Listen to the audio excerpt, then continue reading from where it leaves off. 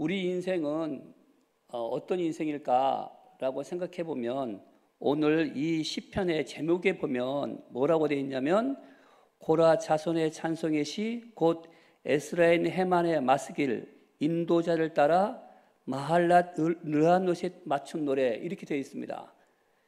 여기서 발음하기 어려운 마할랏 르하노시라고 하는 이 말이 나오는데 우리 개역 성경에는 그것이 병든 노래라고 되어 있어요. 병든 노래. 이 마할랏 르하노시라고 하는 뜻이 무슨 뜻이냐? 병든 중에, 고통 중에 이런 뜻이에요. 우리의 삶이 바로 이 마할랏 르하노시라는 그 말을 뜻하는 그런 인생이 아닐까, 그런 삶이 아닐까 생각해 봅니다. 이 시인이 얼마나 몸이 아팠으면 또 얼마나 고통 중에 있었으면 이런 시를 줬을까. 제일 처음에 이 시를 읽었을 때, 이 시편을 읽었을 때는 이분은 시로서 하나님을 찬양하기보다는 하나님께 대한 불평이 아닐까 할 정도로 굉장히 강력하게 자신의 어려움을 말하고 있습니다.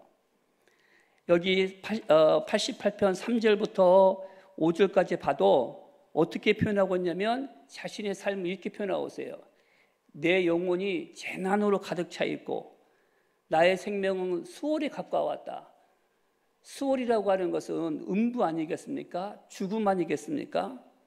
자신의 삶을 나는 무덤에 내려가는 자 같이 인정되고 힘없는 용사 같으니, 용사라고 하면 힘이 있어야 되지 않습니까? 전쟁에 나간 사람은 당연히 힘이 있어야 되는데 용사가 힘이 없어요. 그리고 심지어는 죽은 자 중에 던져진 바 되었으며 죽임을 당하며 무덤에 누운 자 같으니이다.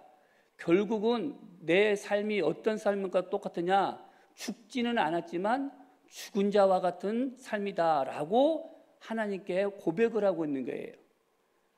요즘 우리가 2019년 중국에서부터 시작되는 이 코로나19로부터 얼마나 힘들었습니까? 전 세계적으로 또 나라 국가적으로 또 개인적으로 굉장히 힘들었는데 또 최근에 얼마 전에 중국에서 많은 비가 내린다라는 소식을 들었는데 그 비가 또 우리나라에 계속 내려서 수해를 입는 걸 보고 얼마나 힘들었겠어요. 심지어 이 대전에는 수해가 입지 않는다는 이 대전까지도 정림동 쪽에 큰 물이 넘쳐가지고 갑작스럽게 그런 어려움을 당하는 그것만이겠습니까? 개인적으로도 봐도 몸이 아프면 뭘 할 수가 있겠습니까? 소망이 없는 거예요. 그랬을 때 이 시인은 인생을 포기하는가? 그 다음 절을 읽어보니까 더 답답한 게 나와요. 우리 인생 어차피 고해와 같은 인생, 어차피 우리가 질병 중에 있고 고통 중에 있는 거 인정하겠습니다 라고 말할 수 있죠. 그런데 우리 이 시인의 마음을 더 아프게 한 것은 그 다음부터 나오는 이 시인의 고백은 더 마음을 아프게 합니다. 5절부터 8절까지 보면 이 모든 고통이 도대체 어디서 왔을까? 그래도 나는 하나님을 믿는 사람인데, 내가 하나님을 믿는 성도인데, 나는 하나님의 자녀인데, 그렇다면 이 고통은 하나님께서는 허락하지 아니하셨겠지라는 마음이 들 거 아니겠습니까? 그런데 시인은 어떻게 고백을 하냐면 주께서 그들을 다시 기억하지 아니하시니 그들은 주의 손에서 끊어진 자니이다. 주께서 나를 기억하지 아니하신대요. 고통 중에 있는, 비탄 중에 있는, 병든 속에 있는 나를 하나님께서 기억하지 아니하신다는 거예요. 그래서 나는 누구와 같은 자냐? 주의 손에서 끊어진 자와 같습니다. 또한 뭐라고 강조하고 있냐면 6절에 보면 주께서 나를 깊은 웅덩이와 어둡고 음침한 곳에 두셨사오니, 저는 이 깊은 웅덩이를 생각할 때 꼭 생각나는 인물이 요셉이에요. 요셉이 그냥 갑작스럽게 형들 때문에 그 웅덩이에 갇혔을 때 얼마나 황당했겠습니까? 그런데 이 자신의 삶을 그 깊은 웅덩이와 어둡고 음침한 곳에 누가 두셨다고요? 주께서 두셨대요. 심지어는 주의 노가 나를 심히 누르시고 주의 모든 파도가 나를 괴롭게 하셨나이다. 특히나 주께서 내가 하는 죄를 내게서 멀리 떠나게 하시고 나는 그들 중에 가증한 것이 되게 하셨사오니 나는 갇혀서 나갈 수가 없나이다. 여기에 5절, 6절, 7절, 8절의 주체가 누구냐? 하나님이시라는 거예요. 그러면 우리의 삶은 뭐냐? 이 모든 것이 하나님께서 허락하셨다고 하는 삶이라는 거예요. 우리는 내게 즐거운 일, 기쁜 일, 내게 성공적인 일이 있을 때만 하나님께서 함께 하신다고 했지만 이 시편 기자는 뭐라고 고백하고 있느냐? 하나님, 이 고통마저도 내게 허락하셨군요. 이 어려움도 다른 데서 온 것이 아니라 주의 허락하심이 없으면 내게 올 수가 없는데 주께서 허락하셨다고 하는 거예요. 아까 마할라 르알로에서 삶이라고 그랬죠. 병든 삶이라고 했어요. 고통의 삶이라고 했어요. 그런데 그 고통도 누가 허락하셨다? 하나님께서 허락하셨다고 하는 거예요. 이 하나님께서 허락하셨을 때에 이 시편 기자는 어떻게 고백을 하느냐? 그러면 내가 이 고통 중에서 이 어려움에 있을 때에 가만히 시편 이 88편을 보면은 그러면 이 사람은 지금 하나님께 불평하고 하나님께 따지고 하나님께 대항하는가? 그게 아니더라고요. 1절과 2절에 보면 여호와 내 구원의 하나님이여 내가 주야로 주 앞에 부르짖었사오니 나의 기도가 주 앞에 이르게 하시며 나의 부르짖음에 주의 귀를 기울여 주소서. 중간중간마다 기도문이 나와요. 하나님에 대한 기도문이 나와요. 저는 이 말씀을 어떻게 내가 받아들일까? 그래서 가만히 생각해 보니까 또 한나의 기도가 떠오르더라고요. 한나가 그 둘째 부인 분인나의 괴롭힘으로서 얼마나 마음이 아팠겠습니까? 그래서 성전에 나와서 성막에 나와서 기도를 하죠. 얼마나 간절한 기도를 했으면 마치 이 엘리 제사장에 봤을 때 술 취한 여자처럼 보이지 않았겠습니까? 토로하는 거죠. 내 속에 있는 그 답답한 마음을 토로하는 거예요. 뭐라고 할 수도 없을 정도로 혼자 중얼거리면서 토로하는데 우리도 때로는 정말 기도할 것은 많은데 말이 안 나오면 어떻게 합니까? 하나님 하다가 또 말하잖아요. 하나님, 내게 이런 문제가 있습니다. 내게 이런 가정에 문제가 있고 내 개인적으로 이렇게 아픔 가운데 있고 내 회사는 이런 어려운 점에 처해 있고 이런 이 아픔을 막 토로하지 않습니까? 그러다가 또 어떻게 합니까? 하나님 아버지라고 부르짖지 않습니까? 이 시편 88편의 이 시편 기자는 그 어려움을 지금 누구에게 말하고 있는 거예요? 정말로 아버지 되신 하나님께 말하고 있다는 거예요. 따라서 이 88편의 시는 우리가 흔히 비탄의 시라고 말하지만 사실은 이것은 그 사람의 진정한 고백이라는 거예요. 우리가 언제 우리 부모님께 말을 할 수가 있습니까? 우리 부모님께 말할 내가 정말로 답답했을 때, 내가 해결할 수 없을 때 아버지, 어머니 나를 도와주세요. 내가 이런 어려운 점에 처해 있으니까 나를 도와주세요. 말하지 않습니까? 왜 우리가 기도할 수가 있어요?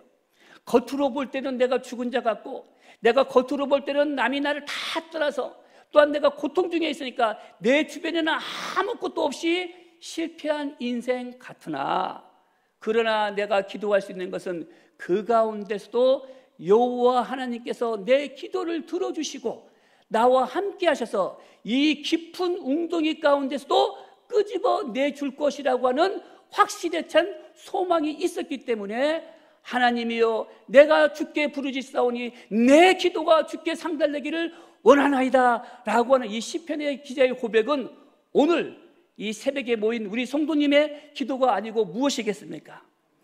저는 여기 또 보면은 88편 9절에 보면은 곤란으로 말미암아 내 눈이 쇠하였나이다. 내 눈이 쇠하였나이다고 해서 힘이 다 빠졌다는 거예요. 그러나 내가 포기하지 않습니다. 여호와여 내가 매일 주를 부르며, 언제 부른다? 매일 주를 부르는 거예요. 주를 향하여 나의 두 손을 들었나이다. 우리가 이 두 손을 들었나이다라고 하는 것은 항복한다는 거잖아요. 나는 더 이상 할 수 있는 일 아무것도 없습니다. 그러니 나의 이 두 빈손에 주의 성령께서 역사하셔서 나의 이 어려운 삶 가운데서 나를 구원하여 주소서라고 하는 고백이 아니고 그 무엇이겠냐는 거예요. 우리가 소리질러 기도하고 소리를 내지 못하고 할 정도로 답답한 마음으로 하나님 앞에 기도할 수 있는 것은 그 어떤 상황 가운데서도 하나님께서 우리의 기도를 들어주신다는 겁니다. 특히 88편 13절에 보면 여호와여 오직 내가 주께 부르짖었사오니 아침에 나의 기도가 주의 앞에 이르리이다. 이 말씀을 보면 마치 내가 이 밤새도록 기도하여서 내가 새벽에 이른다라는 것처럼 보이는 것 같지만 오늘 아침에 모인 우리의 기도예요. 잘 물어보세요. 여호와여 오직 내가 주께 부르짖었사오니 아침에 나의 기도가 주의 앞에 이르리이다. 이 말은 내가 새벽에 나가서 하나님 앞에 부르짖겠나이다. 이 기도가 아니고 무엇이겠냐는 거예요. 우리가 이 피곤한 몸을 가지고 이 앞에 간절한 마음을 가지고 나올 수 있는 것은 오늘 새벽 성가대가 찬양을 했던 목마른 사슴이 시냇물을 찾듯이 내 영혼이 하나님을 갈급하기 때문에 이곳에 나오지 않았겠습니까? 하나님께서 우리의 기도를 들어주신다는 확신이 없다면 이 자리에 우리가 어떻게 나오겠습니까? 때로는 하나님의 음성이 내 귀에 들리지 아니하고 때로는 내 기도가 전혀 응답이 되는 것 같지 않으나 우리가 이번 주에 계속 말씀을 들었던 것처럼 기다리라. 하나님의 때를 기다리라. 왜? 그때가 되면 그때가 언젠지 모르죠. 그것이 내가 죽을 때일지도 몰라요. 그러나 하나님께서는 로마서에 있는 말씀처럼 합력하여 뭐를 이룬다? 선을 이룬다는 거예요. 잘 들어보세요. 합력하여 선을 이루신다. 하나님께서는 우리의 고통과 아픔과 주변에서 일어나는 모든 상황들을 재료로 삼아서 원료로 삼아서 아름다운 요리를 만드는 이 요리사처럼 우리의 모든 삶의 요소들을 합력하여서 뭐를 이루신다? 선을 이루신다는 거 아니겠습니까? 그런데 그 놀라운 것은 이 합력하여 선을 이루기에는 조건이 하나 필요해요. 그게 바로 뭐냐? 하나님을 사랑하는 자. 하나님을 사랑하는 자는 합력하여 모든 것이 뭡니까? 모든 것이 합력하여 선을 이룬다는 거예요. 우리가 선을 이루기 위해서 뭐 해준다는 거예요? 하나님을 사랑하시기 바랍니다. 하나님께 나아가시기 바랍니다. 하나님께 부르짖으시기 바랍니다. 그때 우리의 삶이 변해서 뭐가 된다? 선한 도구로 사용된다는 거 아니겠습니까? 위기 이걸 어떤 분은 위험한 기회라고 번역하더라고요. 그래요. 우리의 삶이 고통 중에 처해 있고 어려움에 처해 있고 위기에 처해 있지만 우리가 하나님 앞에 나아가서 부르짖고 기도할 때에 그 위기가 뭐가 됩니까? 기회가 되는 거예요. 삶의 흔적이 되고 예수의 흔적이 되는 거예요. 오늘 한 주간을 마치면서 기도하는 우리 성도님 여러분, 소망을 가지고 하나님께 부르짖으시기 바랍니다. 하나님은 여전히 우리와 함께 하십니다. 함께 기도하시겠습니다.